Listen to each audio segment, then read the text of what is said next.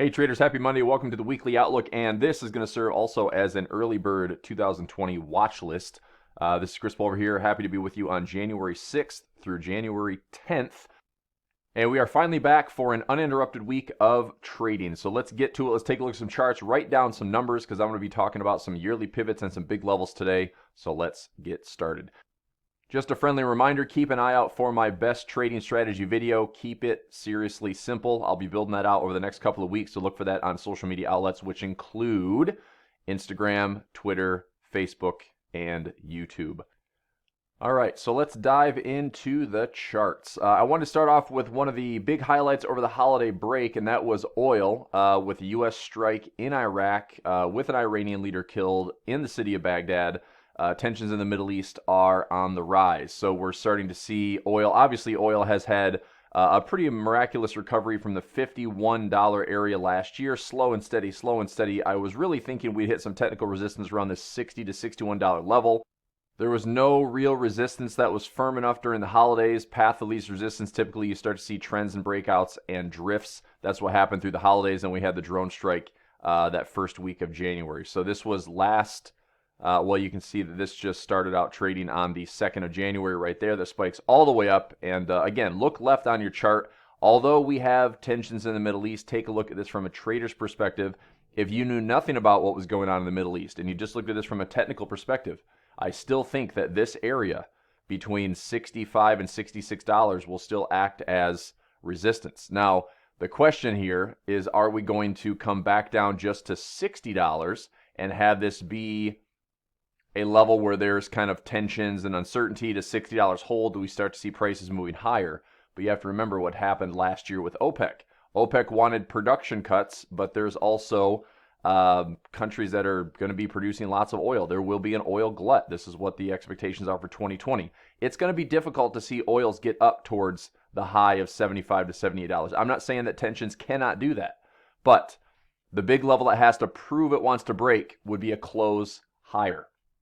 So with this drone strike and the spike, if we don't close higher than this level right here, then I think this is still resistance.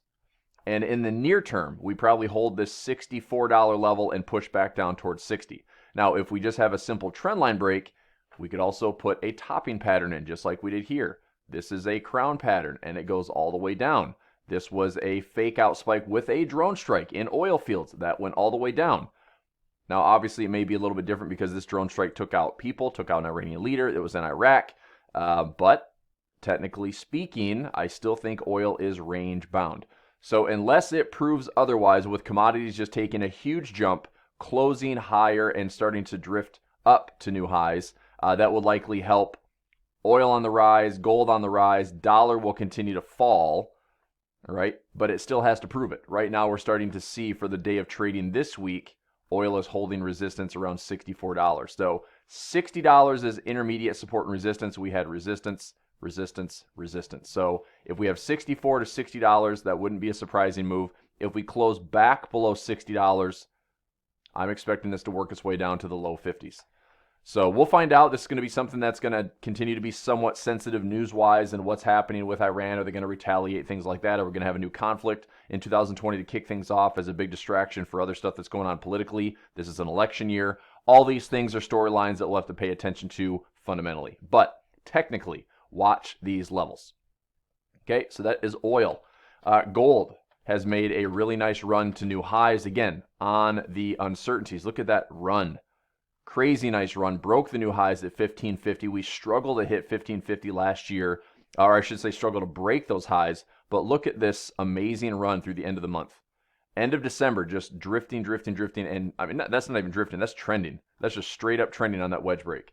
So what a great trade on gold, and silver was the same thing. So I still am holding positions from back down here, GLD, other gold-related instruments, and holding long and enjoying this run. And if we look at a higher time frame, let's go to the monthly chart. Okay, we're coming back into this really nice support structure and pocket around 1550.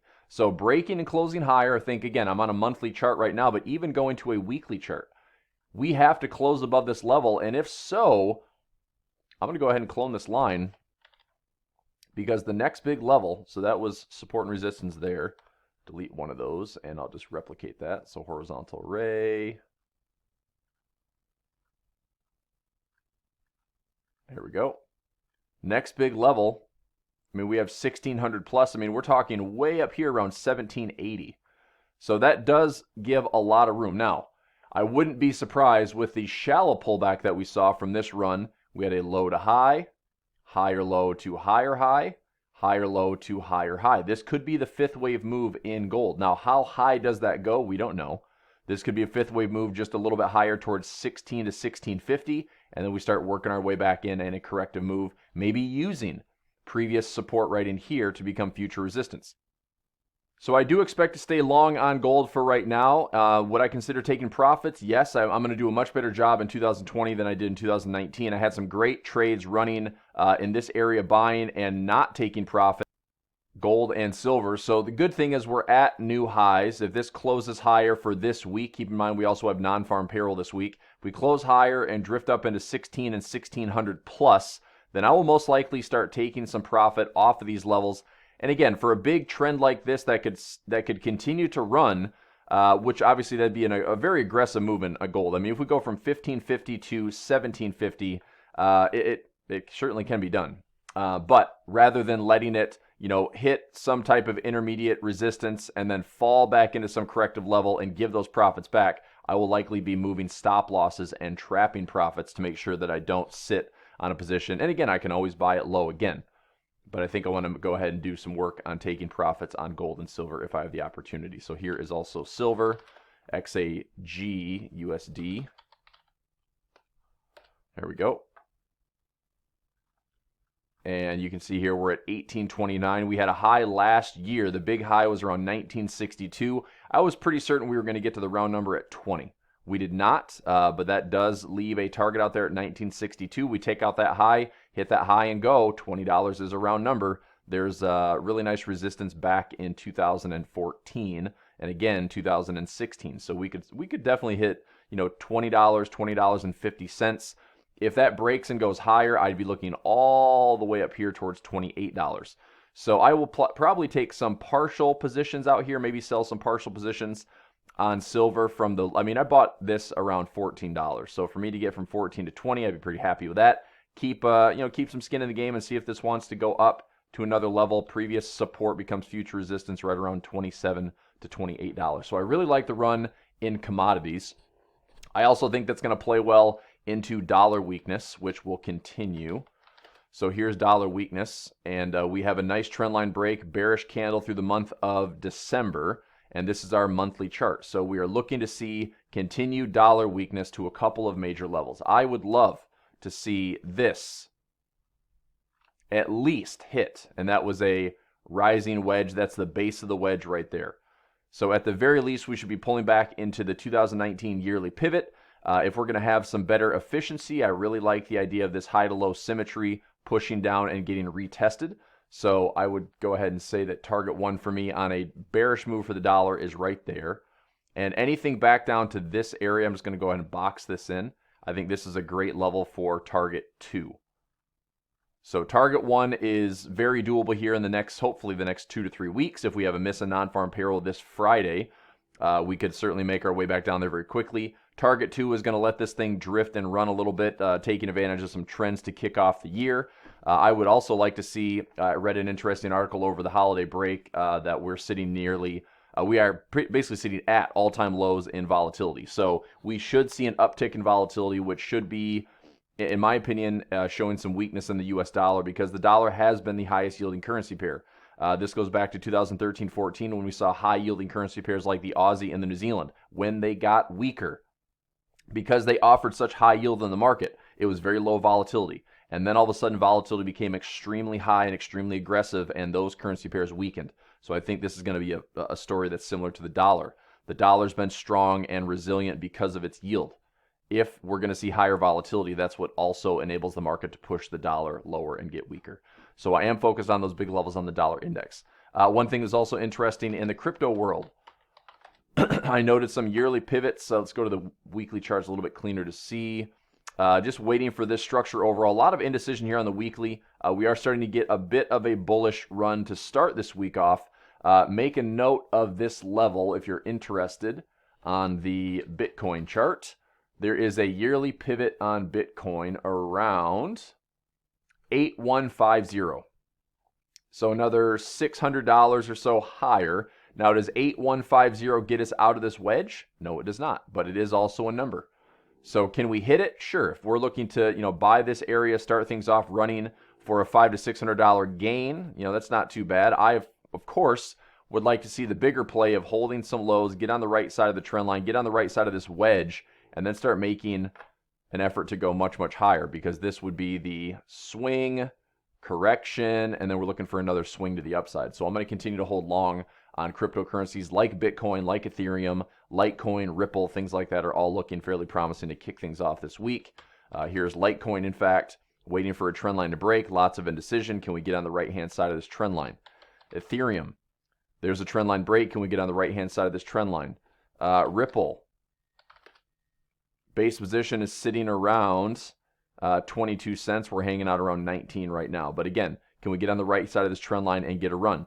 If we go from, my position's based at 22 and I can run to 50 cents. Sweet. Would I take profit there? I don't know. Maybe, maybe not. We're sitting around 21 cents actually. I knew we had a bump to the upside. Yep, 21 cents. So anyway, I would love to see a bigger move on cryptocurrencies. I'd love to see a weaker dollar.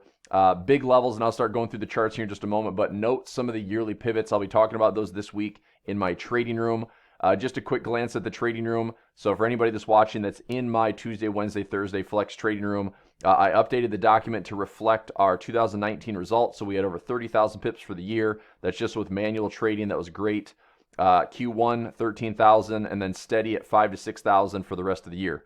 So pretty solid results overall. That's our 2019 log, and I went ahead and cloned this so we have the same formula, same format, and we have a fresh trading log to start off this year. So this week will be all about putting some positions in and getting ready to activate the trade log and get some good trades running. But great performance, great job in 2019. Happy to see that we had a lot of positive traders.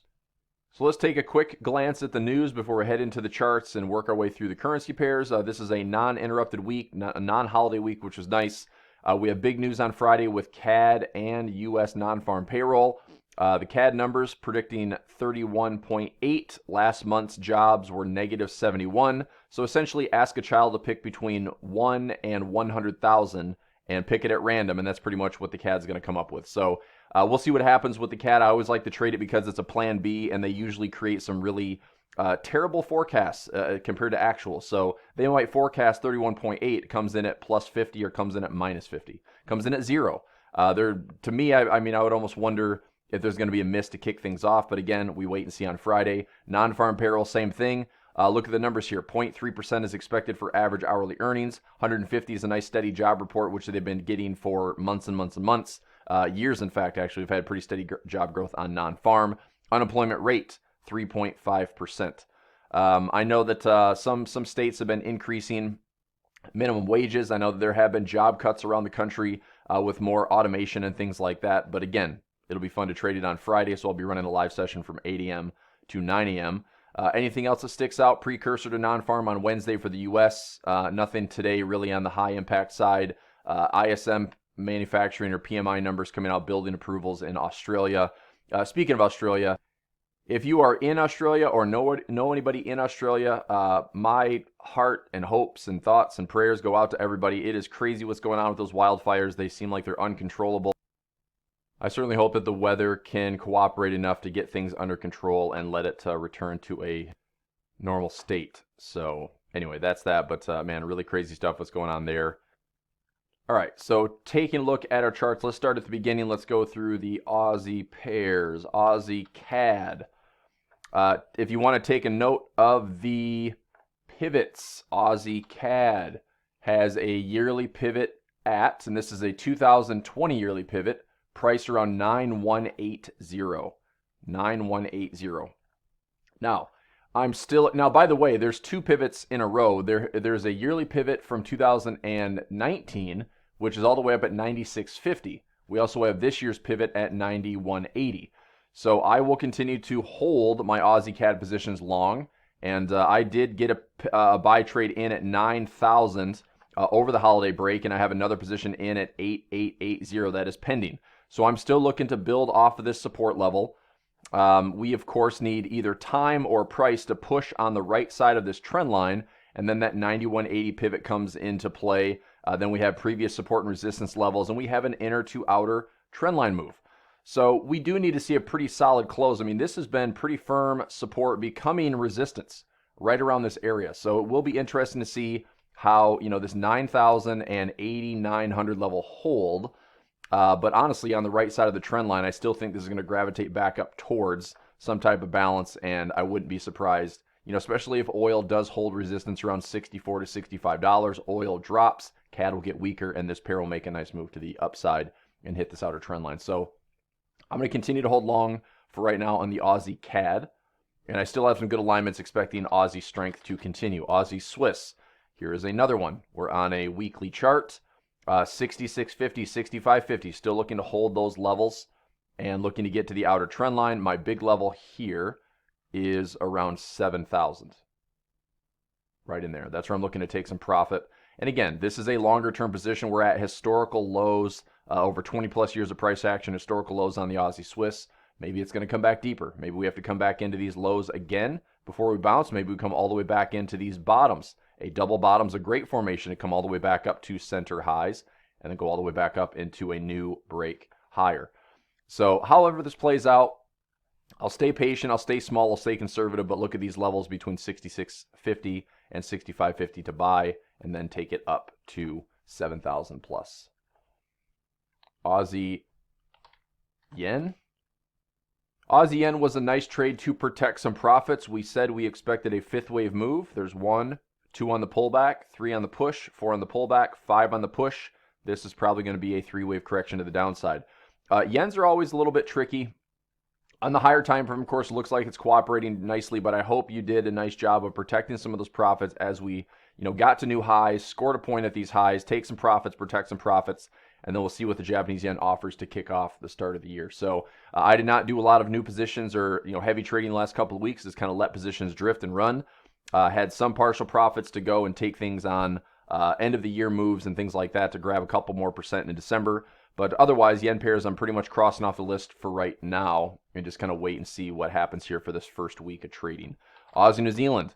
This one is definitely on my to-do list and watch list. Aussie, I'm expecting to see some decent movement to the upside. What level does it finally turn around for us? We don't know yet, but we will be watching closely. 10400 is a nice level of support. If it turns there, fantastic. If we turn at 104, expect this to go back towards 107 and change. I'm still looking at these connected highs that could get us up into 109, possibly 110. We might also be holding support from this level and this level and this level and this level, which is around 103. We have wick lows around 102.70 to 102.50. So if it drifts a little bit lower, that is totally fine. I'm still going to hold and hold long on the Aussie New Zealand. So this one I'm long on for that reason. I built a nice little base position around 104. If it comes down towards 103, I'll build another position there. Obviously watching for some price patterns. We had some big price patterns in here that were bullish. We had, equal lows over here that were bullish, and we have a great level, great inefficiency around 107 to 107.50 and connect the highs to 109, 110 or 110. So I'm looking at a pretty big move to the upside on Aussie New Zealand, and again, watch for it because when it happens, it's probably going to be news related. It will probably be RBNZ that causes it and keeps it going, and it just becomes a great trade that trends. So we just want to find some lows, find some confirmation, and then get ready to jump on board, and that thing's ready to rock and roll. Aussie dollar. Finally broke this nice trend line on the weekly chart. I'm looking to buy dips. So previous levels, pullbacks into, if you take this swing, for example, let me zoom in on a daily chart. If we take this swing from low to high, and again, I'm kind of guesstimating this, but this swing from low to high, we're pulling back right around the 38% at this time. So if we pull back to the 5.0 or the 6.18, possibly the 7.86, I want to see if we get some support levels. Previous resistances right in here. That's a nice level of support, but the 3.82 is fairly shallow. So this is a possible level, but I do have levels that I'm adding here. I want to see how price reacts off the backside of the trend line. If this, and again, I'll play this fairly conservative trade size wise, but the 5-0, the 618, that'll kind of be group number 1. If it comes back down for whatever reason into this area, group number 2. If we come back down into this area, group number 3. I'm still committed to a weaker dollar, and the Aussie will be a beneficiary of that. So 1, 2, and 3, these are going to be areas that I'm going to buy the Aussie dollar, expecting this to get back up into previous highs. So I would like to see this get up towards 71.50 to 7,200 when it's all said and done. Just depends on where we get the decent turn on the Aussie for right now. Clearly, it's pulled back a little bit. I want to see if we can end up cementing a higher low and start working our way back up into new trends. Now, the dollar will have to cooperate with that move. So it is a play on a weaker dollar. So I'm keeping the trade size small. I'm staying patient, but these are some positions that I'm looking to build early on for the year. Let's go into CAD pairs, CAD Swiss. Nothing really to do on the CAD Swiss other than wait. This will be a trade that I'm looking to buy and buy only. I'm buying at these levels, buying at these levels, buying at these levels. It's a big range. So 73, 72, 71, those are all levels I'm buying. Profit and resistance around 76. So really choppy, really consolidated. That's fine. Leave this one alone, buy it lower. That's what I'm doing. CAD Swiss, let's go CAD Yen. Yen pairs, not really on my radar for right now. We are recovering relatively well. Wave 1, 2, 3, 4, 5. This could still be continuing into some very kind of low and slow and choppy corrective looking fifth wave. But if we complete this fifth wave, then we'll have our corrective move back down. Watch for resistance here. I would say that it's probably going to stay somewhat bullish. But again, I'm not going to jump on that for this reason. If we take a look at something like the SPY, that had, by the way, a fantastic year. I mean, the SPY ended up closing for the year around 28, 29% from this melt up that started back in December 26th of 2018. So the melt up was well over 30%, but officially you kick off trading in January and you're up 29% just on the index alone. A pullback is imminent. A pullback is needed. It just depends on if the pullback will break any of this structure. Support, support, support. This is future support. This is a likely pullback. The more extreme we get to the upside, the more violent this pullback will get. My judgment here is that once this pullback is happening, whether it is now or later, it really just depends on how violent we make this move down to this trend line. Because if we not only make the move to the trend line, but just bust right through it, I think that's going to be the topping pattern that gets us into a bigger correction. So, again, we'll watch, but watch the levels, watch the support. Right now, things are okay. If it keeps drifting higher, it's still going to correct, but don't fight this for right now. Look, if anything, if you had a nice 30% run on the index and the other indices or any stocks that have hit record highs, I took a screenshot just during the holiday break. I had one of my apps for my stock trading.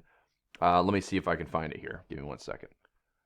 Okay, so I got the screenshot. I'm just looking at my phone here. Facebook hits a new 52-week high. Microsoft hits a 52-week high. SDS hits a 52-week high. GE, General Electric, hits a 52-week high.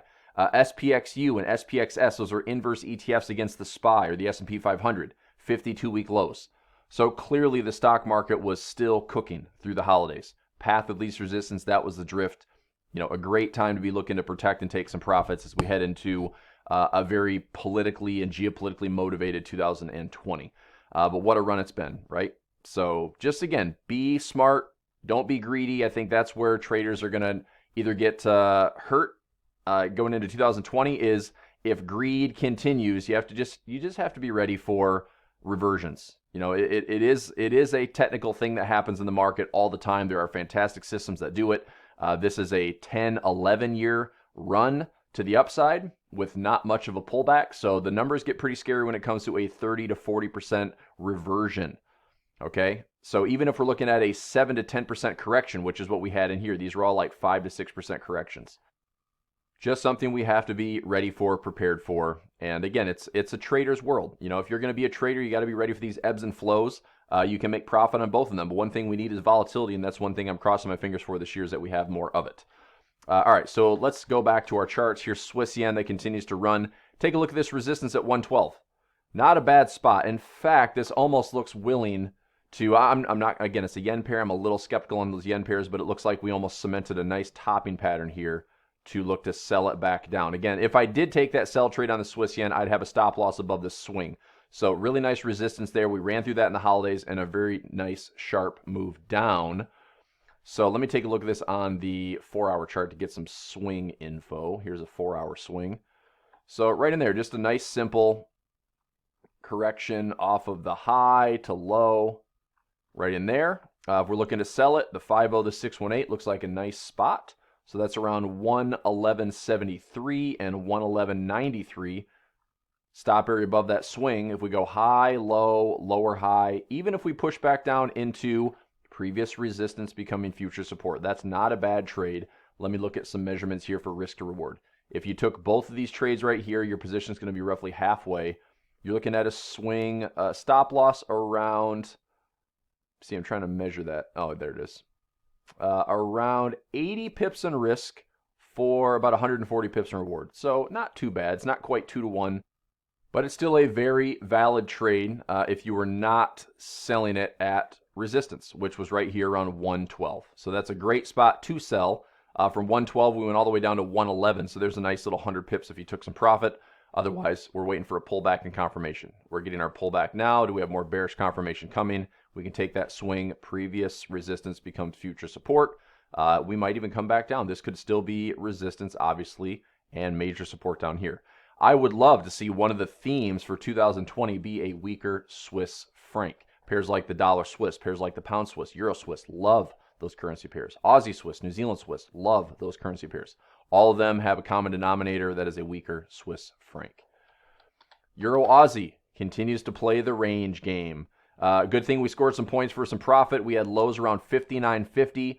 I was urging, myself and traders to take profit around 6,000. So I'm happy that I did that. Took another, several hundred pips off the table. It is pulling back once again. That is fine. We have a high. We have a lower high. We probably have a lower high coming. Now, this is going to be something to watch because if we continue to hold these levels, it's going to be interesting to see how this plays out. Because on the right side of this larger trend line and wedge, I'm still thinking we're doing this to the downside. If we somehow break this wedge and come back to equal highs, I still think we're going to have a sell trade. I'm even willing to sell it all the way up towards 67.50, but I don't want to be on the wrong side of that move waiting, right? I don't want to sit here and sell it and watch it blow up to this high and I have to sell it again and kind of work my way through a position. Although I still think that's what I would do favorably with Aussie Swiss sitting at historical lows. I think inevitably we're going to have the Euro Aussie heading back down to fresh lows. So I'm buying the Aussie Swiss. I'm looking for evidence, and it's right here. I mean, this is a great head and shoulders pattern, but man, this pattern is taking a long time. The neckline refuses to break. But once it does, we should have that solid move down towards 5,400. So again, we can be patient. We can play the range. That's what I'll be doing, looking to sell, as close to these highs as possible.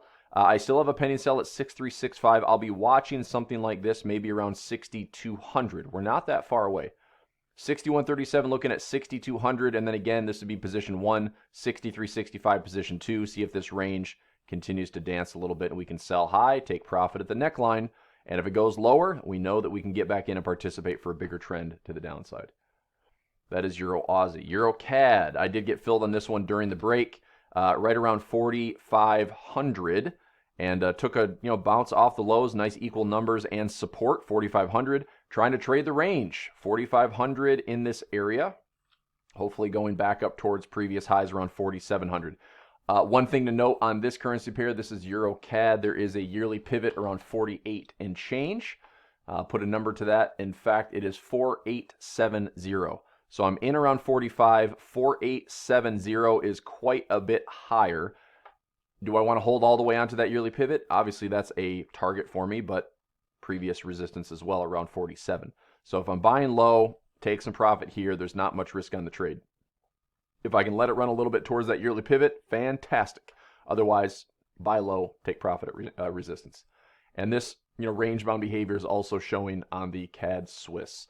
Euro Swiss hopefully becomes a big trade for us in 2020. This would be an excellent double bottom if it holds and starts to work its way back up towards 1150 to 1200. I am also prepared, we talked about this in my trading room, if this continues to drift and drift and drift lower, that is fine. 107 to 106, major support looking to buy. Watch for a weekly or monthly chart to show disagreement between price and momentum, and then we start making our way all the way back up. So I will be looking to add, 10800, 10700, 10600 if needed, and profit levels will be all the way up here towards 1200. This might become something even bigger than that. We could end up forming some lows going all the way back up towards 14, becomes a larger reversal pattern after this consolidation plays out. So I am looking for a big sign, big bullish sign to stay long on the Euro Swiss. I'm already long, and I'm looking to continue to build it. So equal lows, right around 10800, 107, 106 levels like that. I'll continue to buy. My first profit level is around 1150. So previous support, support, support. That's where I'm going to take some profit. If I can let something run, cool. Otherwise, this is going to be a nice built-up position. Take some profit there around 1100 to 1150. Euro yen. There's our 1, 2, 3, 4, 5 wave move during the holidays. Take some profit. It looks like it's still going to continue to drift a little bit higher. I'm going to stay out of the yen pairs for right now until things kind of settle and we get a better vibe on what's going to happen with the stock market to kick things off this year. But again, see what happens. We're on the right side of the trend line. That doesn't mean anything on the yen sometimes. Right side of the trend line, it can still use the trend line for a while, get up to this level. This resistance around 124, much more of a technical case for resistance to hold, and then we start looking for sell trades with tighter stops. Otherwise, we had some support, we drifted on the trend line, held support, we're drifting on the trend line. You can see that today's price action is still bullish. So unless this is going to be trend line break, retest, and it pushes lower, okay, fine. But if you were long at all through those yen pairs through the holidays, you're taking some profit anyway, you're waiting for a reset. So there's nothing really to do on my end for the yens at this time. Euro New Zealand, watching for some support structure. A lot of range-bound conditions you see on Euro Aussie. You're starting to see range-bound structure on Euro New Zealand. So what do we have? Chance to buy low and see how high this wants to come back. This could be a low to high, where we hold this low, come all the way back up to these highs, and we continue to see this long range continue to play out. We could also have this, come up for a brief correction and then sell back off to complete this, what I think to be a larger crown pattern. And these are all right tip of the crown structure. That still gives us a sell trade. Swing high, swing low, sweet chariot to the 127 or deeper.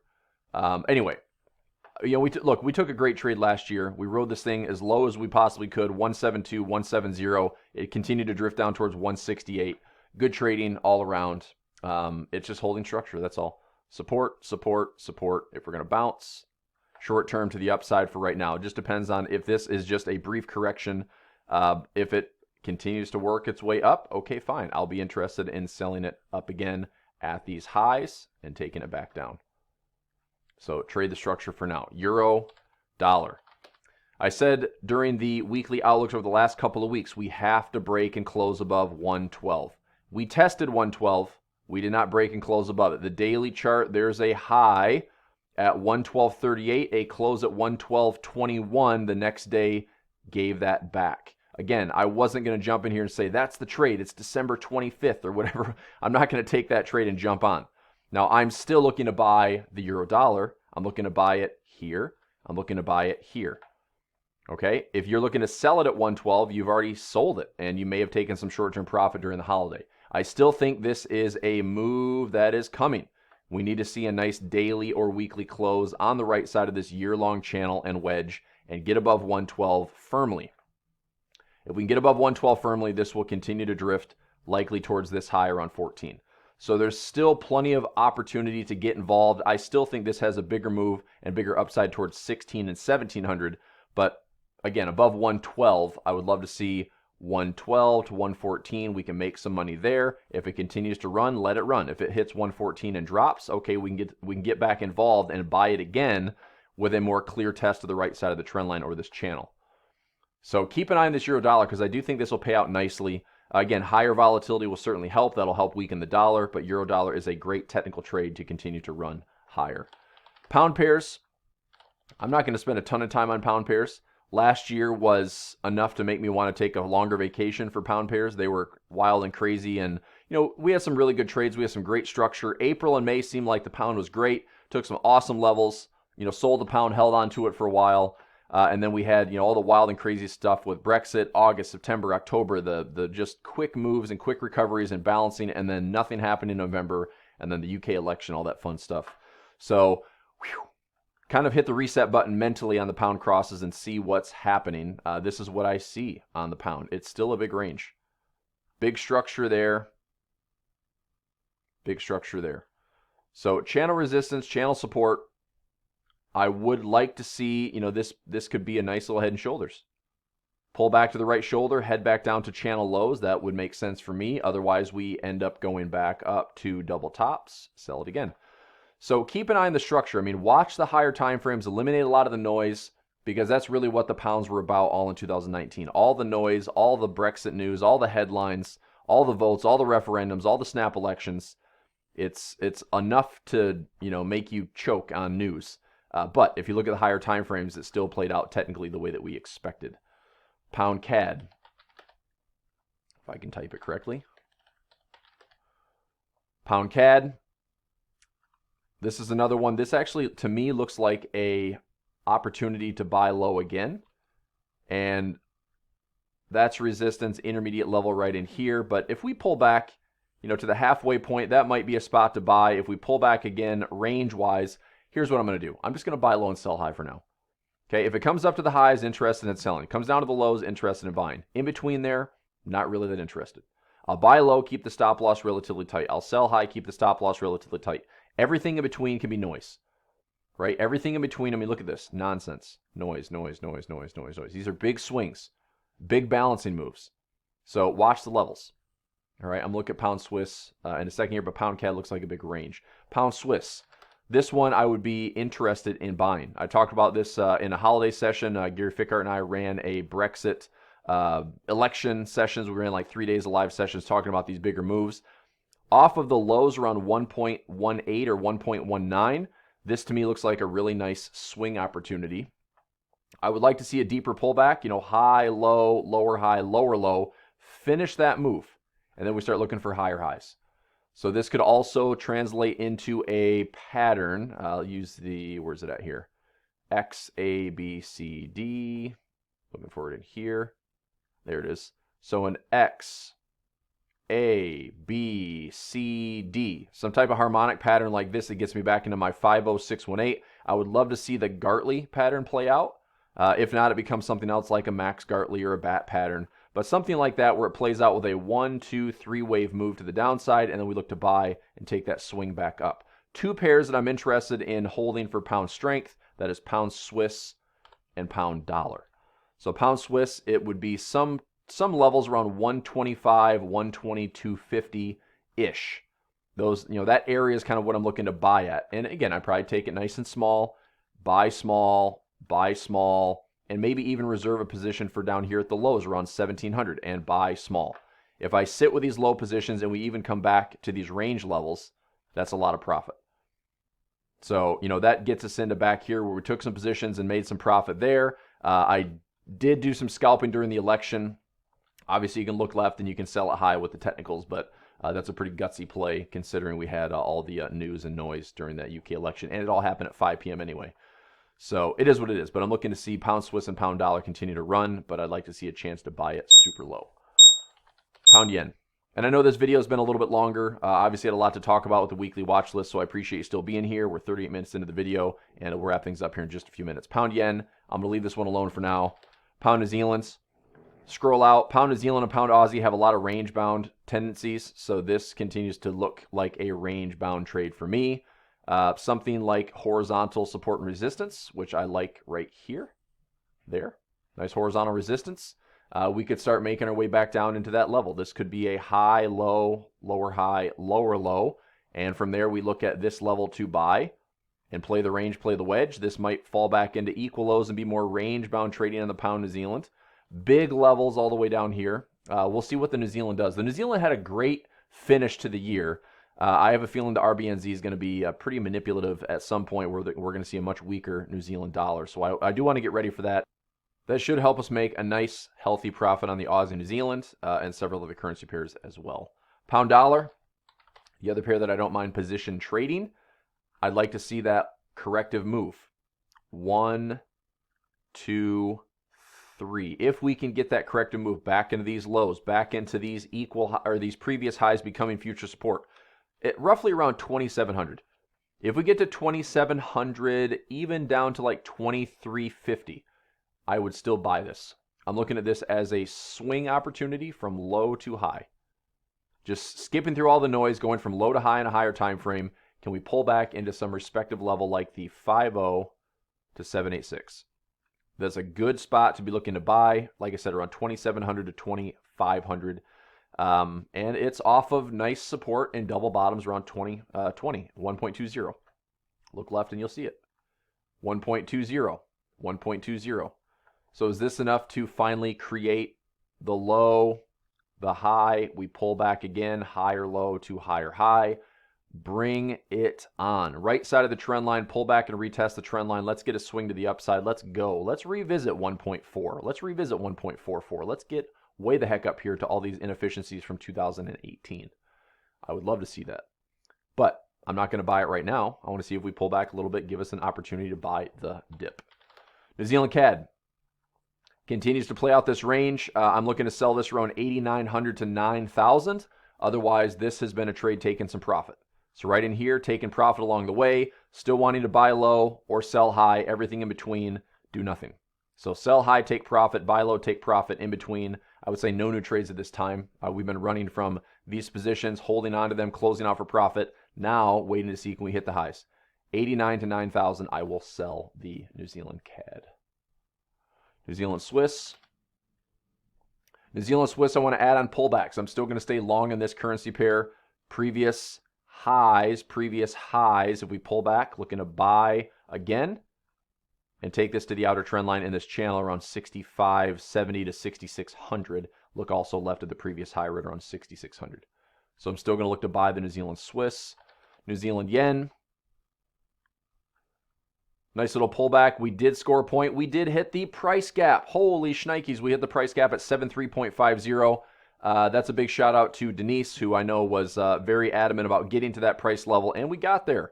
High, 7351. Inefficiencies, pockets, price action, things that really matter that we've been focusing on in the trading rooms.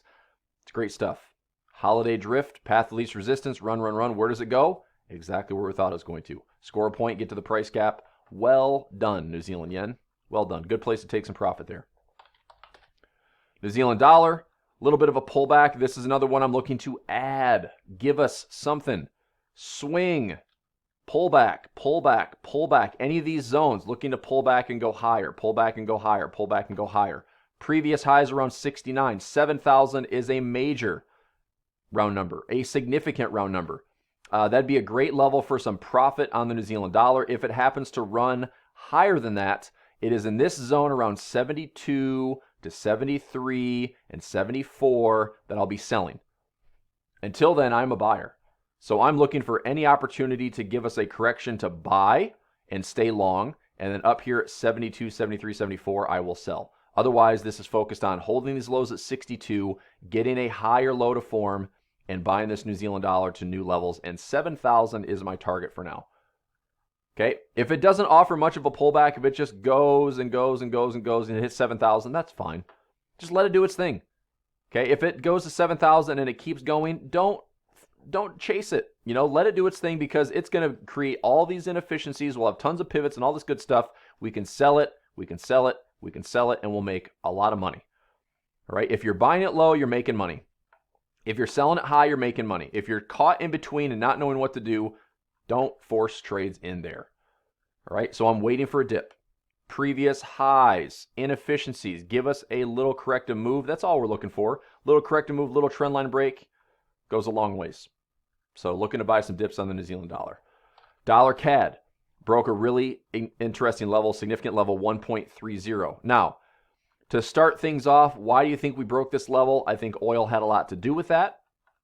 I think structurally this can continue to work itself lower. I want to be in this trade. I think there's some great pockets to the upside. Just recently, in fact, we had a pocket created here around 1.3150, again around 3030. But remember, why have I not deployed my pockets? Well, it's the first week back in trading, And January tends to be more of a trending month, and 1.30 is a massively important support level. So the fact that we have broken that, I almost suspect that we are going to continue to go lower. All right, now, oil is the big factor here. If oil hits $65 and $66 and starts to drop, this 3,000 break will not last very long, and we will pull back up into it. So be on the lookout. Again, right now I'd say favor selling. If it pulls back to 3,000 and that's support becomes resistance, we sell it and we stay with it. But if we close firmly and quickly above 3,000, that's probably a reversal pattern. Okay, that's probably a V bottom, that's probably a reversal pattern. Look for that to hold, and that's going to be a support level that goes all the way back up towards range conditions. Oil still in a range. All right, until it proves otherwise and breaks new highs above $67, oil still in a range. So I think that 130 is a significant break, but be on the lookout for a close above. So if you're selling it, just make sure you have a stop. You know, if you're selling it, you've got swing highs, you're trailing for profit. If you're looking to sell it again, look for a bear flag. Let me just, I'm doing all this tiny little doodling here. Go to a smaller time frame. Just look for a bear flag, which is essentially what we have setting up right now. You know, this is a nice leg to the downside, consolidation right here. Look for this to see if it just pulls back. Pulls back into 1.30, 1.32, or 3020, and from there we break and the stop loss goes above. That's a good continuation trade. But if we continue to hold these levels and then we pop up above and close back above 3,000, I think we're coming back to balance this move. So that's the only thing that I'm a little skeptical on the dollar CAD is this going to be a trend, or is this just starting us off at a low point for the year? Speaking of, there is a nice pivot for the year around 3180. But we might not get there right away. I mean, in fact, this can fall and drop, and then 3180 becomes a level for much later. But 3,000 is the significant number. If it's below it and it stays below it and continues to hold resistance, sell the dollar CAD. I like that direction because you've got lots of downside movement, and we'll see what happens. I mean, dollar weakness makes sense, but we do have some inefficiencies. So if it closes firmly above and quickly above 3,000, I would look to not force sell trades from there. I think this can be a bottom, and we end up buying nice and low. Dollar Swiss, another one I'd like to see some weaker Swiss movement. I'm trying to get the dollar Swiss all the way back up towards 99.50 or 90, really 1.00. But I'll let it do its thing. We talked about this one in my videos previously. It can break and go lower, and that's fine. I'll buy it here around 95.50. I'll buy it here on 92.50. These are all big levels and a large a position trade, a carry trade, a yield trade, things like that. But the overall denominator with the Swiss is I want to see a much weaker Swiss franc. It could be the dollar Swiss that sets up that alignment. It could be the euro Swiss that sets up that alignment. So that is dollar Swiss. Dollar yen. Dollar weakness coming. I mean, this is why I don't really love the yen. This was that roller coaster ride we talked about over the last several months. Just highs and lows, highs and lows. We finally had the break of that little channel and structure. This doesn't look like a sell trade. I still think that just coming down, taking out some of these previous lows doesn't really change the structure.